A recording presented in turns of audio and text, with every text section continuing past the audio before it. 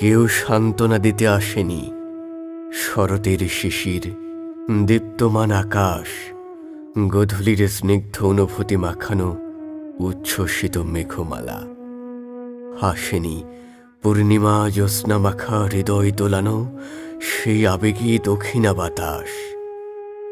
প্রশান্তির দোহাই দিয়ে অসীম প্রেমের বীজ বুনে দিয়েছিল যে রক্ত গোলাপ, সেও আসেনি এই বিরহক্ষণে। ভালোবাসার সমস্ত প্রতিশ্রুতি ভেঙে দিয়ে হৃদয় ছিন্ন করে দিয়েছিল যে ছলনা, সেই ক্ষত দেখতে আসেনি কেউ।